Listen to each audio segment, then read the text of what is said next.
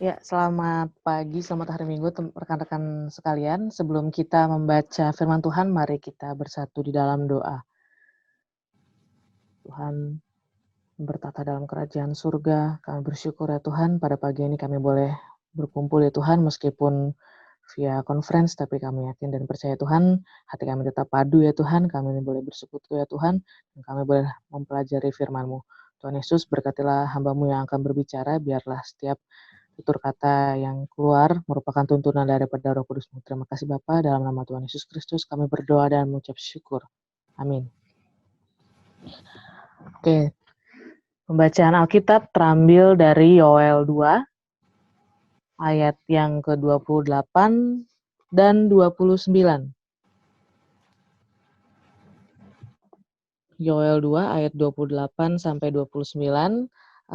Aku meminta bantuan Joshua untuk membacakan ya. Joshua 28,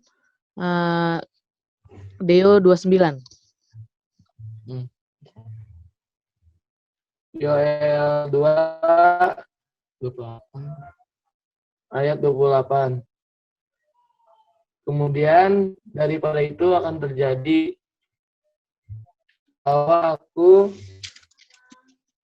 akan mencurahkan rohku ke atas semua manusia. Maka anak-anakmu laki-laki dan perempuan akan bernubuat. Orang-orangmu yang tua akan mendapat mimpi. Teruna-terunamu akan mendapat penglihatan-penglihatan. Juga atas hamba-hambamu laki-laki dan perempuan akan kucurahkan rohku pada hari-hari itu. Ya, terima kasih bantuannya Joshua dan Deo. Oke, teman-teman, pembacaan minggu lalu juga tentang Yoel nih. Ini pada lihat juga kan kemarin videonya Kak Dinda? Ya, pasti teman-teman menyimak lah ya apa yang Kak Dinda bawakan itu tentang Yoel juga kisahnya yang sebelumnya, Yoel 1. Itu kalau boleh aku bahas sedikit, ngebahas Yoel 1 itu tentang pergumulan pada saat itu. Saat itu ngebahas tentang umat yang sedang mengalami wabah belalang. Ya, jadi saat itu kondisinya mereka sedang menderita dan mereka sedang khawatir persediaan makanannya sudah mulai habis karena ada wabah belalang itu gitu. Nah, di pasal yang kedua ini, kalau teman-teman mau baca dari ayat pertama, yaitu menjelaskan tentang bagaimana bagaimana kondisinya saat itu, situasi kayak sudah semakin mencekam gitu, seperti digambarkan di sini kayak situasi kedatangan Tuhan gitu. Jadinya itu sangat dikatakan di ayat 2 di pasal yang kedua, biarlah gemetar seluruh penduduk negeri sebab hari Tuhan datang, sebab hari itu sudah dekat. Gitu. Jadi teman-teman bayangin saat itu kondisinya semakin parah dan kondisi makanan semakin menipis gitu ya. Jadi kondisinya sangat genting sekali. Nah, di pasal kedua ayat 12 sampai ke 17, nah di sini tuh dikatakan bahwa Nabi Yoel ini berseru kepada mereka semua, seruan untuk bertobat gitu teman-teman. Jadi di tengah situasi yang sedang ada wabah pada saat itu, mereka dihimbau untuk bertobat karena waktu itu eee Nabi Yoel mengajak untuk, "Ayo introspeksi diri, apa yang terjadi nih? Kenapa Tuhan mengizinkan wabah ini terjadi ya?" Gitu. Nah, Nabi Yoel juga mengingatkan untuk seluruh umat untuk bertobat, untuk introspeksi diri gitu, untuk memperbaiki setiap kesalahan-kesalahan yang mereka perbuat gitu. Intinya adalah seruan untuk bertobat. Nah, pada saat bertobat itu, ada beberapa hal yang terjadi teman-teman. Yang pertama, di dalam perikop ini terjadi penundaan penghakiman, dan yang kedua, Tuhan justru memberikan berkat, yaitu panen yang melimpah. Kalau teman-teman baca di yang sebelum-sebelumnya, itu perikop janji Tuhan kepada bangsa yang bertobat, gitu. Jadinya begitu umat itu bertobat, gitu ya, jadi justru Tuhan malah menunda hari penghakiman tersebut dan memberikan berkat gitu, memberi kesempatan kedua kepada umatnya untuk berubah dan justru membalikan keadaan menjadi lebih baik lagi. Nah, selain memberikan berkat jasmani, Tuhan juga memberikan berkat rohani. Nah, apa berkat rohani itu? Itu adalah yang kita baca di ayatnya yang ke-28 dan ke-29, yaitu adalah pencurahan Roh Tuhan. Nah, teman-teman ngomongin soal pencurahan Roh Tuhan ini terkait dengan hari ini yang merupakan peringatan Hari Pentakosta, gitu teman-teman. Jadi hari turunnya Roh Kudus. Nah, teman-teman kita akan membahas mengenai Roh Tuhan yang ada dalam diri kita, gitu ya.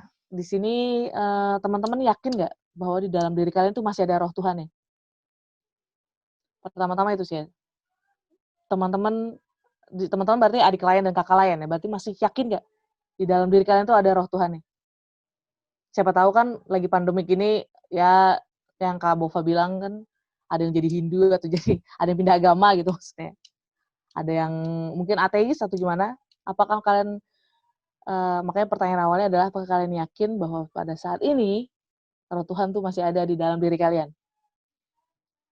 Kalau ada silahkan angguk-anggukan kepala kalian. Oke. Berarti puji Tuhan ya, masih mengakui Kristus ya. Oke, teman-teman ngebahas mengenai Roh Tuhan atau Roh Kudus yang ada dalam diri kita gitu ya. Apa sih sebenarnya tujuannya Tuhan itu memberikan Roh Kudus itu ke dalam masing-masing diri kita?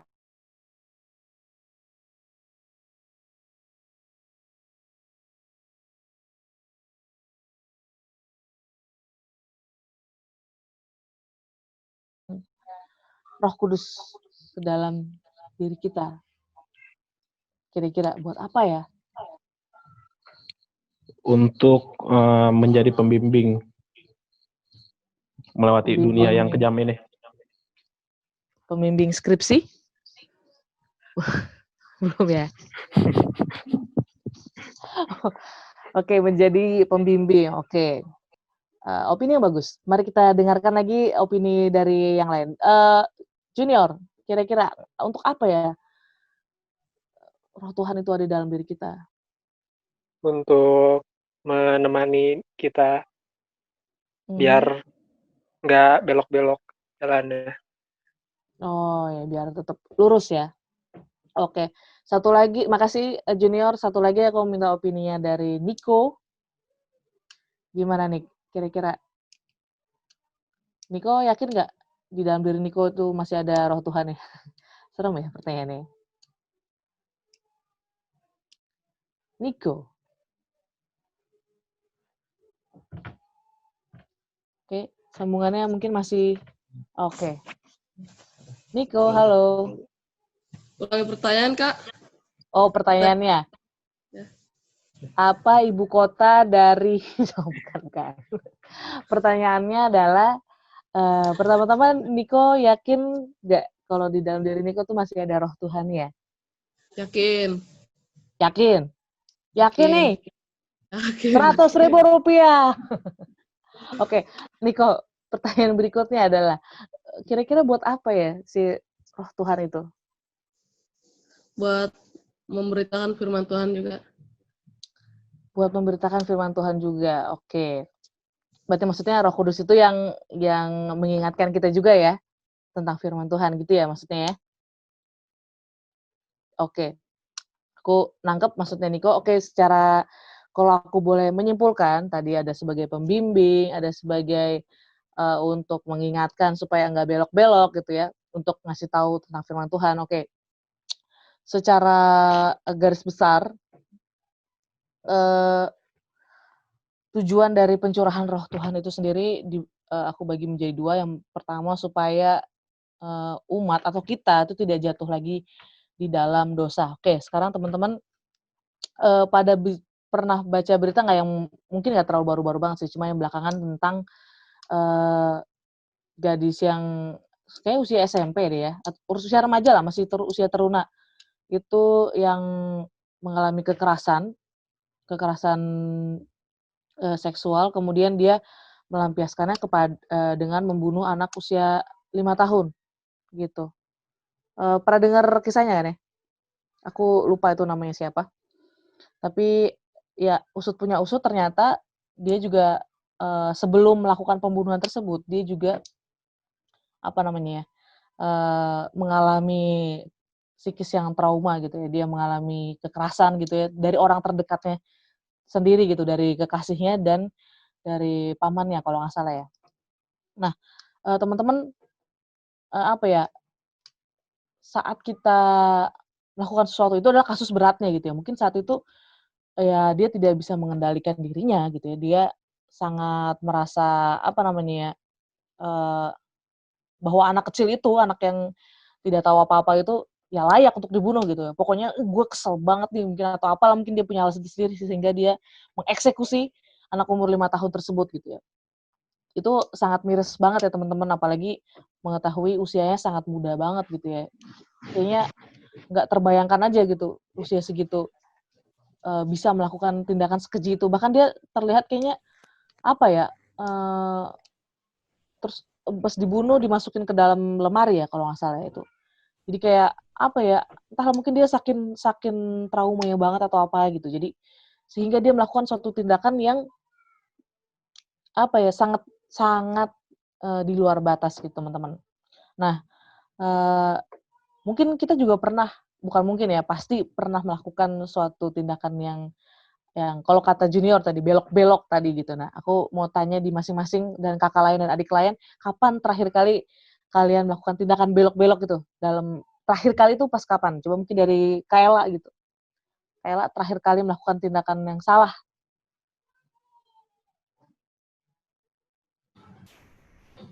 Terakhir kali ya ngelakuin tindakan Hmm. yang salah itu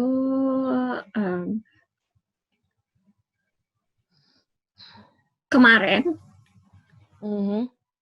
Ya, jadi kemarin itu aku lupa saat teduh. Tuh, Kak. Ada efeknya nggak Kaela? Jadi apa gitu pas saat lupa itu? Efeknya sih kalau misalnya lupa saat teduh jadi kayak kurang tenang aja gitu. Kan pas lupa berdoa gitu, terus jadi kayak kurang tenang aja. Gitu sih. Ada suatu tindakan yang ini nggak, jadi misalkan berbohong atau kamu, atau apa gitu, tindakan apa karena efek dari nggak saat teduh itu gitu? Efeknya sih jadi kayak itu jadi lebih, itu kali ya, jadi lebih mudah ngelakuin hal-hal yang kurang baik gitu. Jadi kan karena kita jadi nggak tenang juga, terus jadi keputusannya banyak yang itu, jadi kayak tadi berbohong tadi gitu. Ya Salah gitu. satunya ya? Oke. Makasih Kaela atas, sharing-nya. Nah, teman-teman itu merupakan salah satu nih ya efek dari, ya fungsi dari si Roh Kudus atau Roh Tuhan tersebut yang ada dalam diri kita gitu. Jadi, eee, ya tadi Kaela juga cerita karena satu kali nggak satu dua aja tuh ada efeknya gitu ya. Ada, membuat jadi ketidaktenangan ya gitu ya. Padahal seharusnya sebagai orang percaya kita yakin dan mantap menjalani kehidupan kita masing-masing gitu. Dan contoh lainnya lagi, adalah kalian pernah nggak kayak kayak saat kita detik-detik sebelum mengambil keputusan gitu ya, itu ternyata kayak ada yang ngebisikin, entah dalam hati kalian kayak ada yang, "Jangan jangan, entar begini begini begini," gitu. Jadi sehingga mengurungkan niat kalian untuk melakukan tindakan yang kalau kata junior belok-belok tadi gitu. Mungkin kita tanya juniornya kali ya. Coba junior, pernah nggak kayak gitu? Pernah sih, Nah, kayak apa ada tuh efek misalnya? larang gitu dalam Mhm. hati. Kalau boleh tahu dulu contoh kasusnya apa tuh ya?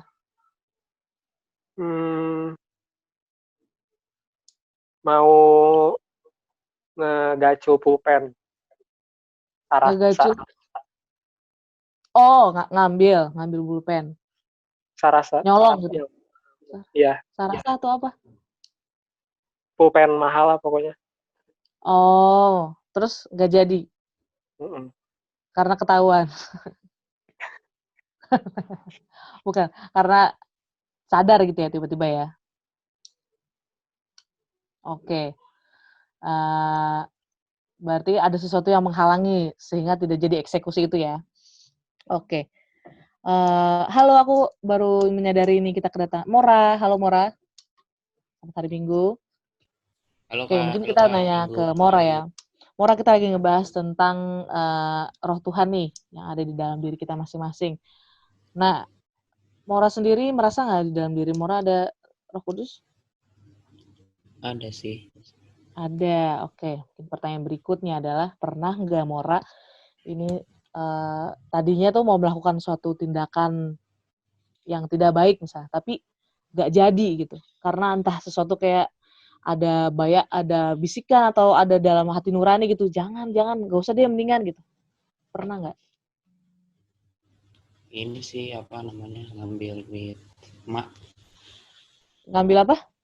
Duit emak. Duit emak. Iya, benar-benar. Itu usia berapa tuh? Apa baru belakangan ini? Baru belakangan ini. Oh, ya oke. Itu kalau boleh tahu Mora terdesakkah ada kepentingan yang harus dibeli gitu sehingga Enggak sih, mau jajan aja. mau jajan aja. Terus apa yang terjadi berikutnya? Udah nyolong, tapi pas udah nyolong tuh ada perasaan kayak gimana gitu. Oh, tapi tetap jadi nyolong. Jadi, cuman ganjel gitu. Oh, ganjel. Terus Mama tahu nggak sampai saat ini? Tahu Mak? Mora pernah nyolong duit? Oh, tahu katanya. Halo Mama Mora. Dimaafin anaknya ya? Iya, dimaafin katanya. Dimaafin katanya. Oke, tapi Mama Mora tahu berarti barusan tadi ya? Bukan Moranya yang ngaku? Enggak. Udah lama sih. Oh, udah lama. Tapi ada pengakuan nggak? Kan tadi ada yang ngeganjel tuh. Ngaku akhirnya atau gimana? Nggak ada pengakuan. Nggak ada pengakuan. Oke. Tapi Mora ini nggak apa-apa ya kita ngobrol agak lama sama Mora ya. Mora orangnya tipe kali ini nggak sih? Gengsian gitu untuk minta maaf atau apa, atau mengaku gitu? Ya nggak terlalu sih. Tapi ada lah ya, dikit lah ya. Ada. Gengsi. Oh, ada. Oke, terima kasih Mora udah sharing. Ya, Iya. oke, jadi ya ini seperti yang tadi kita bahas gitu ya. Fungsi dari adanya Roh Kudus yang ada di dalam diri kita adalah itu supaya menjaga kita, mengingatkan kita, atau bahkan memberikan rasa bersalah saat kita melakukan suatu kesalahan gitu. Dan tadi saya tertarik dengan rasa gengsi ya. Itu teman-teman banyak sekali kasus-kasus ya di mana kita bahkan mau minta tolong atau apa gitu ya, yang sebenarnya itu kalimatnya sederhana cuma terhalang karena gengsi itu. Nah, si Roh Kudus ini juga bisa membantu mengingatkan gitu teman-teman untuk supaya kita apa ya kalau kata Junior sih on the track gitu, tetap lurus terus gitu, supaya ya begitu kita ya itu ya ciri-cirinya ya. Kalau tadi Mora bilang kayak ada ngeganjel gitu ya, ya sih saya udah melakukan eksekusinya, udah berhasil, tapi tetap ada rasa bersalahnya itu ya. Berarti Mora harus bersyukur tuh, karena masih ada rasa bersalah itu ya. Justru yang dikhawatirkan adalah saat kita sudah melakukan sebuah kesalahan dan kita masih ngerasa plong gitu aja, ya udah gitu ya. Kalau Kak Ella tadi kan sempat ngerasa yang nggak tenang gitu, ada sesuatu hal yang nggak nyaman lah gitu ya. Ya berarti kita juga harus bersyukur karena artinya masih bekerja dengan baik itu alarmnya gitu ya. Bayangkan teman-teman kalau misalnya ya tidak ada apa sih namanya, tidak ada kendali sama sekali gitu ya, plong begitu aja, ya berarti ya bisa jadi bukan tidak mungkin kita juga akan melakukan hal yang sama seperti yang remaja umur belasan tahun itu yang melakukan pembunuhan terhadap anak umur 5 tahun tersebut gitu teman-teman. Aku juga nggak bisa menjudge sih dia apa yang terjadi dalam hidupnya dia. Cuma yang bisa terkonfirmasi adalah ya dia melakukan hal itu, berarti mungkin sebelumnya dia ada ngerasa, aku juga nggak tahu ya, nggak pernah ngobrol juga, cuma yang bisa dikonfirmasi adalah ya dia akhirnya kan melakukan eksekusi itu, artinya dia ya tidak mengerem lagi gitu ya. Akhirnya dia tetap eksekusi walaupun dia tahu itu salah tapi dia tetap melakukan hal tersebut. Nah, apakah di dalam diri dia ada roh Tuhan atau enggak ya kita nggak tahu juga sih karena kita nggak ngobrol, nggak deket juga. Tapi di sini poinnya adalah ya dia bisa menerobos batas-batas tersebut gitu ya. Harusnya sih sepertinya sih ya harusnya kalau sampai hal seperti itu terjadi ya mungkin ya dia mengignore itu ya, mengabaikan itu gitu ya. Atau misalkan kita harusnya misalnya dalam situasi PSBB nih, harusnya kalau PSBB itu ngapain sih? Ya kan harusnya ya menghindari kerumunan gitu kan ya, lebih banyak di rumah gitu dan melakukan apa sih ya kebersihan yang lebih sering gitu, sering cuci tangan, pakai masker gitu ya. Nah, cuma dalam situasi pandemi kayak gini ya pasti banyak lah ya adik-adik teruna atau mungkin kakak lain juga yang merasa ya kayak udah jengah banget nih gitu. Bodo amat lah, ngapain sih bawa masker segala gitu atau ngapain sih cuci tangan ya lah. Kayak kalian pernah lihat berita yang salah satu selebgram atau ya selebgram lah ya yang gue juga terima paket nggak pernah ini tuh nggak pernah cuci tangan gitu. Tahu nggak? Aduh aku lupa lagi namanya siapa tuh ya.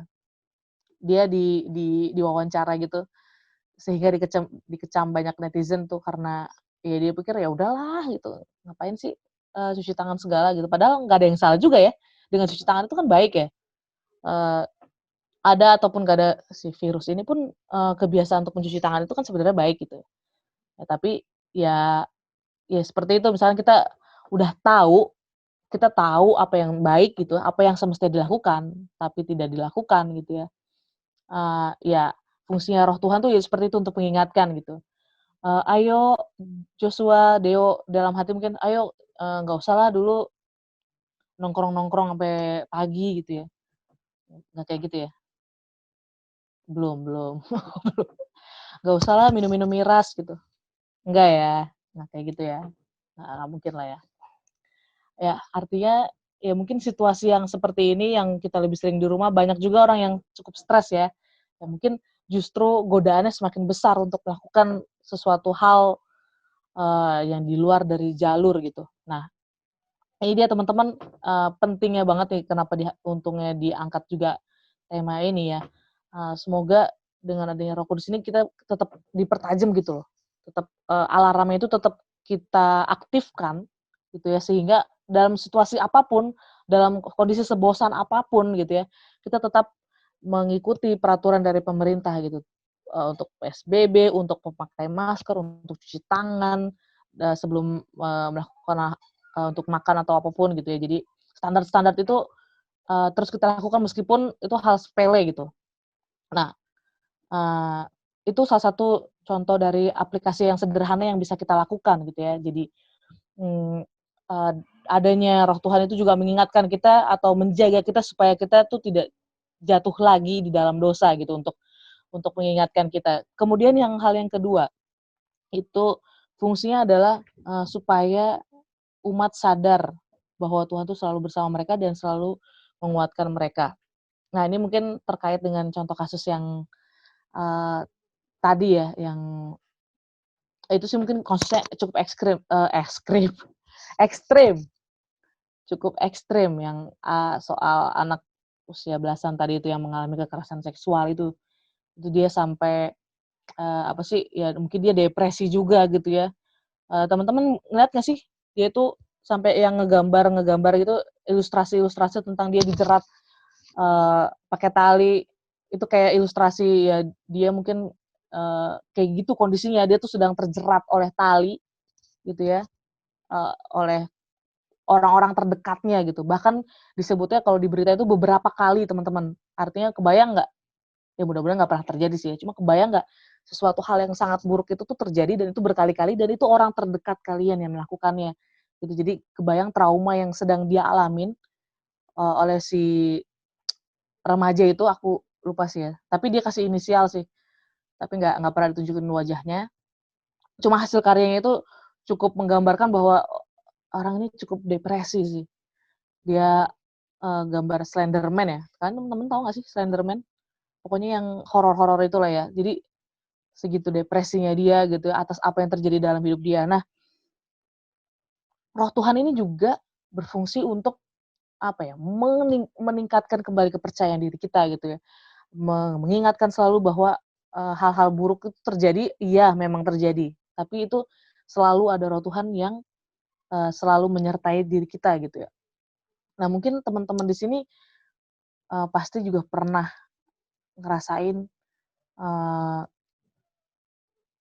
ada dalam situasi seperti ini yang tadinya kalian sudah punya rencana gitu ya, 2020, di bulan Mei ini mau liburan gitu ya.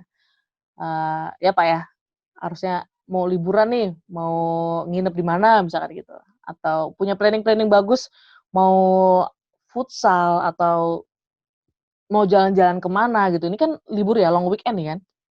Besok juga libur kan? Oh, kalian juga masih libur ya? Untuk pekerja apalagi, besok masih libur kan ya? Kayla, Kak Bova. Nah, artinya mungkin sudah ada planning yang sudah dibangun gitu ya. Tapi dengan adanya kejadian seperti ini, mungkin kita mengalami kekecewaan, mengalami apalagi ya hal-hal yang keterpurukan gitu ya, sesuatu yang sudah dirancang dengan baik tapi ternyata tidak jadi karena hal seperti ini gitu ya. Atau kalian sudah mengalami kejenuhan, aduh di rumah terus nih, aduh kapan keluar, aduh di rumah gaduh misalnya, aduh di ini gini, nak ninu, aduh nggak punya uang, atau aduh apapun itu, hal-hal yang bikin kita apa ya, terpuruk gitu ya. Nah, ini juga Roh Kudus ini yang selalu menguatkan bahwa ayo tetap semangat gitu ya. Pasti ada jalan keluarnya. Ini beberapa hari yang lalu aku dapat chat, nggak tahu sih Kak Bova juga dapat chat atau enggak dari salah satu rekan pelayan PT Mupel Jabar 2 gitu ya. Iya, ada. Ya, itu tentang ada salah satu pelayan PT yang mengalami kekurangan dana ya. Dia intinya menunggak lah dan butuh dana besar sekitar 5 juta kalau nggak salah itu. Dan ya dia mau memohon pinjaman gitu ya.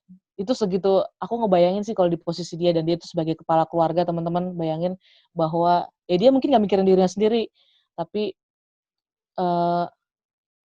ya dia bergumul. Pasti dalam saat kondisi seperti itu dia berpikir gimana ya, ntar anak saya sekolah bagaimana, dia bisa melanjutkan pendidikannya atau enggak gitu teman-teman. Ya memang setiap orang, artinya intinya adalah setiap orang punya pergumulannya masing-masing. Kalau kita ambil contoh dari kakak pelayan tersebut gitu ya, dia ada suatu beban pikiran yang mungkin bikin dia down, bikin dia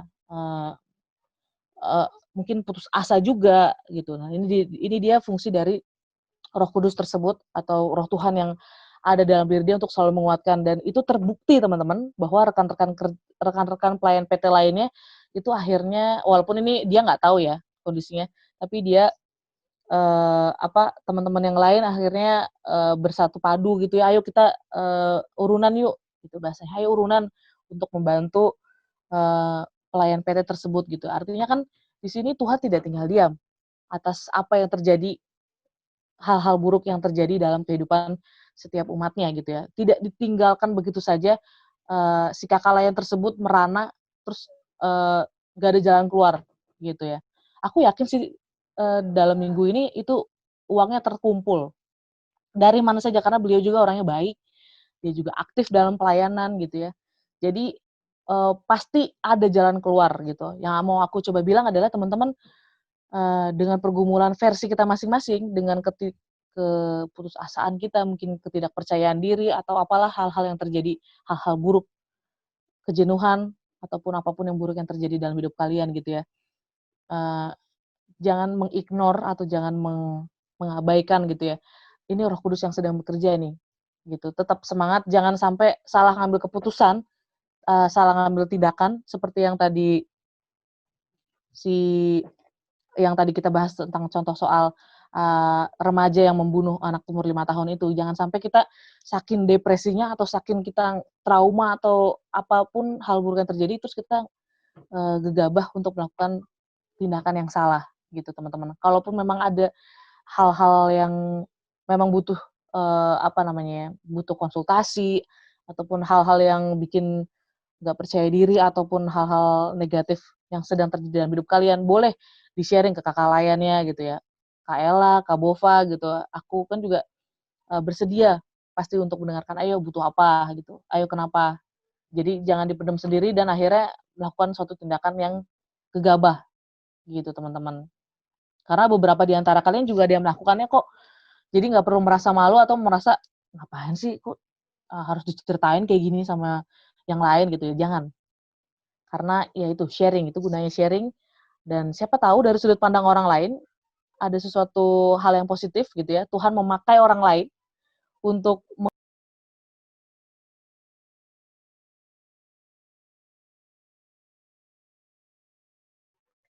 pencurahan Roh Kudus terhadap diri kita itu, aku sekali lagi ingatkan bahwa itu berfungsi, untuk menjaga kita supaya kita tidak jatuh lagi dalam dosa, dan yang kedua adalah supaya kita tetap sadar bahwa Tuhan itu selalu beserta kita, meskipun apapun situasinya, dalam kondisi sesulit apapun, gitu ya, kita tetap ingat bahwa Tuhan selalu menguatkan kita dan apapun masalah yang kalian hadapin, jangan pernah ragu untuk share gitu ya, dan minta bantuan Tuhan.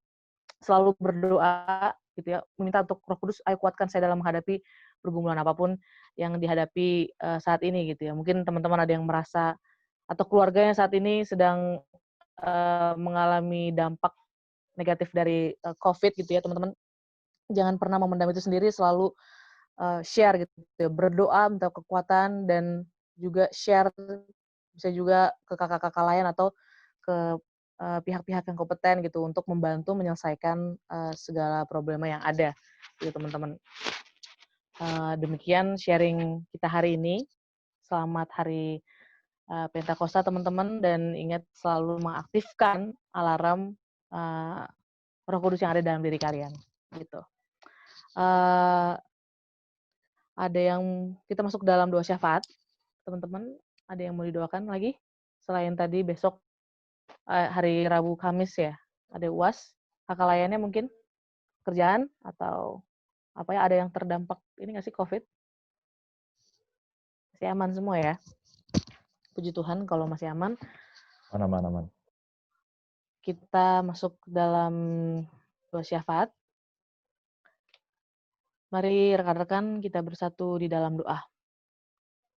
Tuhan Bapa kami dalam kerajaan surga, kami mengucap syukur Tuhan. Pada pagi hari ini kami boleh beribadah bersekutu ya Tuhan, boleh saling menguatkan, kami boleh belajar lagi tentang firman-Mu Tuhan. Terima kasih banyak, kami pada hari Pentakosta ini kami semakin dikuatkan ya Tuhan, kami mengingat kembali bahwa Tuhan memberikan Roh Kudus kepada masing-masing kami ya Tuhan untuk menjaga kami, mengingatkan kami ya Tuhan, agar kami selalu taat akan perintah-Mu, dan kami juga selalu dikuatkan ya Tuhan, setiap pergumulan yang kami hadapi ya Tuhan, kami selalu mengandalkan-Mu ya Tuhan. Bapa di surga, kami berdoa ya Tuhan untuk seluruh anak teruna ya Tuhan, di setiap pergumulan mereka masing-masing, di dalam keluarga mereka masing-masing, di pergaulannya ya Tuhan juga boleh jaga ya Tuhan, biarlah Roh Kudus yang ada dalam diri mereka ya Tuhan, boleh selalu mengingatkan mereka, untuk mereka selalu taat ya Tuhan, selalu dengar-dengaran akan Engkau ya Tuhan, dan mematuhi PSBB yang ada ya Tuhan, dan menerapkan pola hidup yang sehat ya Tuhan, supaya mereka juga terjauh dari virus COVID-19 ini ya Tuhan. Kami juga berdoa ya Tuhan, untuk adik teruna ya Tuhan yang sebentar lagi ya Tuhan, minggu depan akan menghadapi ujian akhir sekolah. Bapa di surga, kami tahu ya Tuhan, mereka saat ini di rumah sedang mempersiapkan ya Tuhan, mereka saat ini belajar online ya Tuhan, tapi biarkanlah meskipun mereka tidak bertemu tatap muka langsung ya Tuhan dengan gurunya ya Tuhan, mereka belajar di rumah, tapi mereka boleh tetap mengerti dan memahami setiap materi yang ada ya Tuhan. Tuhan yang boleh berikan hikmat agar mereka dapat belajar dengan baik, agar mereka dapat mencerna materi dengan baik, hingga pada saat ujian nanti ya Tuhan, mereka boleh mengerjakan soal dengan semaksimal mungkin ya Tuhan. Dan mereka juga dapat mengoptimalkan ya Tuhan potensi yang ada dalam diri mereka masing-masing. Di surga kami juga berdoa ya Tuhan atas kesehatan dari kami semua ya Tuhan, adik teruna dan kakak-kakak lain juga ya Tuhan, jauhkanlah kami ya Tuhan dari kesehatan yang buruk ya Tuhan, biarlah kami ya Tuhan tetap taat melakukan anjuran-anjuran dari pemerintah ya Tuhan, biarlah kami tetap sehat ya Tuhan, dan dapat melakukan aktivitas kami seperti biasa. Bapa di surga, kami juga berdoa ya Tuhan untuk mungkin dari kami ya Tuhan, dari jemaat kami juga Tuhan ada yang eh, terdampak perekonomian ya Tuhan dari COVID ini. Tuhan kiranya boleh membantu ya Tuhan lewat bantuan pemerintah ataupun lewat lingkungan sekitar, lewat gereja ataupun lewat lingkungan rumah sekelilingnya ya Tuhan. Biar Tuhan yang boleh membantu ya Tuhan, seperti Tuhan juga membantu salah satu rekan dari pelayan teruna di Mopel Jabar 2 ya Tuhan. Kami yakin dan percaya itu juga bisa terjadi dalam kehidupan kami masing-masing. Tuhan yang boleh bantu lewat siapapun ya Tuhan. Tuhan yang boleh memberkati kami lewat apapun yang ada di dalam sekeliling kami. Terima kasih ya Tuhan atas setiap berkat yang boleh Tuhan hadirkan dalam kehidupan kami. Ajar kami ya Tuhan untuk selalu bersyukur, selalu mengandalkan Engkau ya Tuhan, selalu mendengarkan Roh Kudus yang ada dalam hati kami, dan selalu mengikuti uh, apa yang Roh Tuhan katakan dalam kehidupan kami. Terima kasih ya Bapa di surga, kami mengucap syukur atas setiap apa yang terjadi dalam kehidupan kami. Doa yang tidak sempurna ini kami alaskan dalam nama Tuhan Yesus Kristus, Tuhan dan Juru Selamat kami yang hidup. Amin. Oke, terima kasih adik-adik Teruna yang sudah datang. Selamat hari Minggu, selamat hari Pentakosta. Tuhan Yesus memberkati.